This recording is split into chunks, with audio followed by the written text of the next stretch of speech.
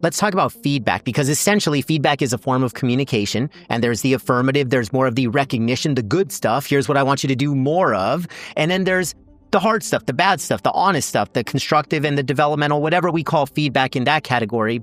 And there's a couple of different points that you just brought up that are very fascinating the more that you research something like feedback.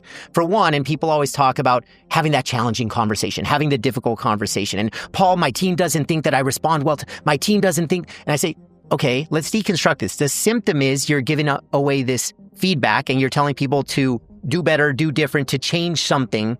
Talk to me about the relationship.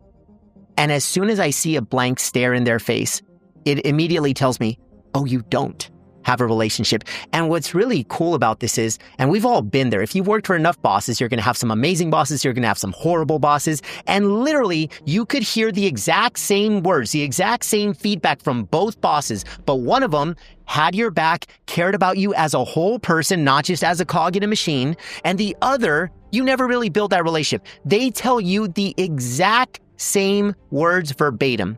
From the first boss, you're going to say, well, that was tough to hear. Thanks for telling me. I might need a day or two to process it, but I'm happy that you went there. And with the second boss, you say, what an asshole. And they said the same words, but the foundation of care and the relationship wasn't there with one versus the other. And then the second piece, I'll be fast on this one, with a positive form of feedback, recognition. There's a formula that I teach. We'll remember this because of the agency, FBI. It's an acronym, FBI, which stands for feelings, behavior, and impact. So anytime that we're delivering positive feedback, we should express how the behavior made us feel, and then the impact of that behavior. So, hey, because you went above and beyond on that client proposal, not only were we able to ink the deal, but it's now turned into some spin referrals. We have new ambassadors in the community, in the marketplace, and all of the positive benefits. The way it made me feel was, I can count on you.